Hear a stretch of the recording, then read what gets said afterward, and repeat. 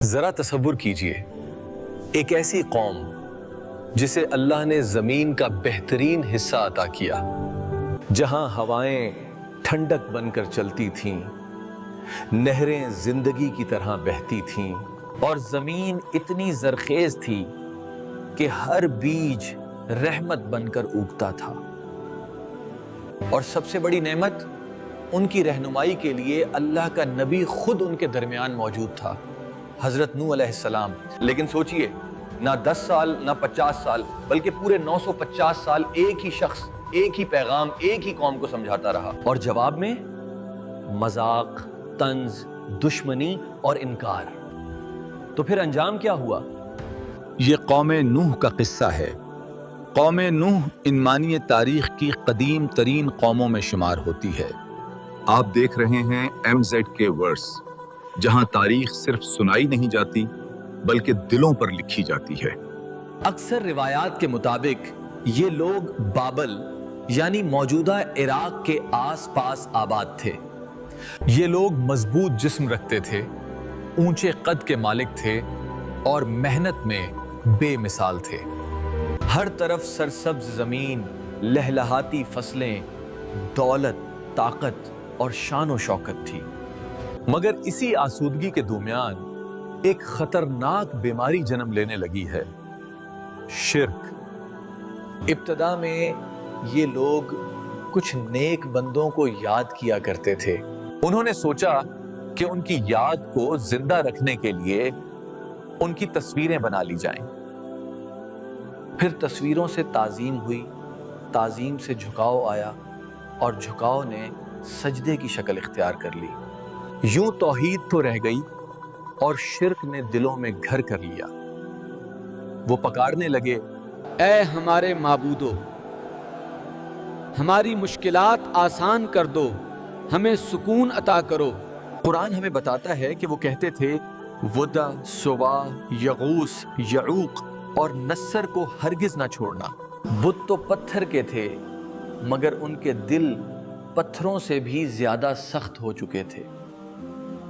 کوئی کہتا، میرا معبود سب سے زیادہ مضبوط ہے۔ نہیں، میرے معبود کی قربانی سب سے افضل ہے۔ یوں توحید کی جگہ مقابلہ اور ضد نے لے لی۔ بعض قدیم روایات میں ایک عجیب و غریب شخصیت کا ذکر ملتا ہے، اوج بن انق۔ قرآن میں اس کا ذکر نہیں، مگر کہا جاتا ہے کہ وہ نہایت لمبے قد اور بے مثال طاقت کا مالک تھا، یہاں تک کہ بعض اوقات پہاڑ بھی اس کے قدموں سے لرز جاتے تھے۔ لوگوں میں اس کے قصے مشہور ہو چکے تھے اور وہ قوم کے تکبر کی علامت بن گیا تھا۔ یہ قصہ دراصل ایک سبق تھا۔ جب قومیں تکبر میں مبتلا ہو جاتی ہیں تو ان کے اندر ایسی ہی سوچ جنم لیتی ہے۔ اسی اندھیرے میں اللہ نے اپنی روشنی نازل فرمائی۔ سلام حضرت نوح علیہ السلام۔ قرآن فرماتا ہے، اور ہم نے نوح کو اس کی قوم کی طرف بھیجا، اور وہ ان کے درمیان 950 سال رہے۔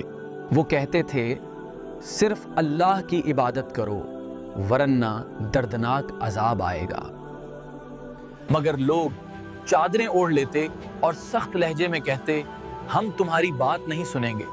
قوم کے سردار کہتے، اگر اللہ کو پیغام بھیجنا ہوتا تو کسی امیر یا بااثر شخص کو بھیجتا۔ دن ہو یا رات، چھپ کر ہو یا علانیہ، نرمی سے ہو یا سختی سے صبرا، حضرت نوح علیہ السلام نے ہر طریقے سے سمجھایا۔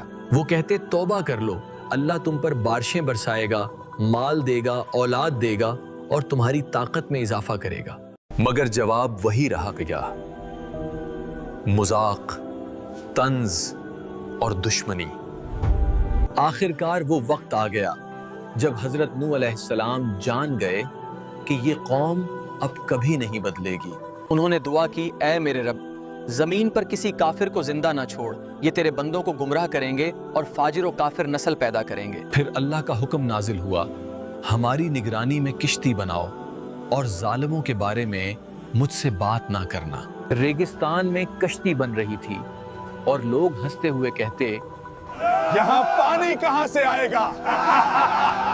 انہیں کیا خبر تھی کہ ہر کیل، ہر تختہ ان کی ہلاکت کا اعلان تھا۔ پھر وہ نشانی ظاہر ہوئی جس کا وعدہ کیا گیا تھا۔ تنور سے پانی ابل پڑا، آسمان سے موسلا دھار بارش، زمین سے چشمے پھوٹ پڑے، اوپر اور نیچے کا پانی مل گیا، اور وہی مقدر پورا ہو گیا جو لکھا جا چکا تھا۔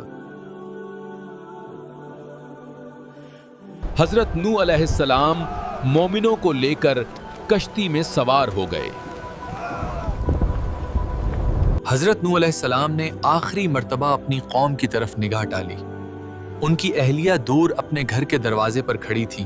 حضرت نوح علیہ السلام نے پکار کر فرمایا، آ جاؤ، اللہ کی پناہ میں آ جاؤ، لیکن اس نے منہ موڑ لیا۔ وہ ان کمزور سرداروں کے ساتھ گم ہو گئی۔ حضرت نوح علیہ السلام کے 3 بیٹے ہیں، سام، حام اور یافس، ان کے ساتھ کھڑے تھے۔ ان کی بیٹیاں بھی اپنے شوہروں کے ساتھ کشتی میں جگہ لے چکی تھیں۔ عورتیں چیخ چیخ کر پکار رہی تھیں، سب کو اٹھا لو، یہ کیا ہو رہا ہے؟ لوگ بھاگ رہے تھے مگر پانی ہر سمت سے امنڈ آ رہا تھا۔ کوئی چلڑا اٹھا، نوح سچ کہتے تھے، عذاب آ گیا، عذاب آ گیا، ہم تباہ ہو گئے۔ کشتی کی طرف دوڑتے ہوئے فریاد کر رہے تھے، ہمیں بھی ساتھ لے چلو، مگر دروازے اللہ کے حکم سے بند ہو چکے تھے۔ موجوں کے درمیان حضرت نوح علیہ السلام نے اپنے بیٹے کو دیکھا۔ انہوں نے پکارا، اے میرے بیٹے، ہمارے ساتھ سوار ہو جاؤ۔ اس نے کہا، میں پہاڑ پر چڑھ کر بچ جاؤں گا۔ فرمایا گیا، آج اللہ کے عذاب سے کوئی بچانے والا نہیں ہے۔ آخر کار اللہ نے فرمایا، اے زمین اپنا پانی نگل لے اور اے آسمان تھم جا۔ زمین ظاہر ہو گئی اور کشتی جودی پہاڑ پر آ ٹھہری۔ حضرت نوح علیہ السلام سجدے میں گر پڑے۔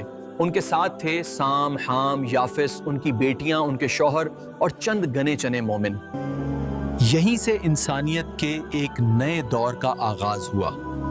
قوم نوح سمجھتی تھی ہم مضبوط ہیں، ہمارے پاس مال ہے، ہم بچ جائیں گے، مگر جب اللہ کا حکم آیا، نہ مال کام آیا، نہ بت بچا سکے۔ آج ہمارے بت کیا ہیں؟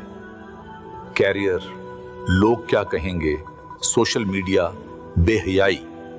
اس وقت کشتی نے بچایا تھا، آج ہماری کشتی ہے توحید، نماز، توبہ، قرآن اور سنت۔ کامنٹس میں ضرور لکھیے آپ کو اس واقعے سے کیا سبق ملا، اور MZ کے ورڈز کو سبسکرائب کرنا مت بھولیے۔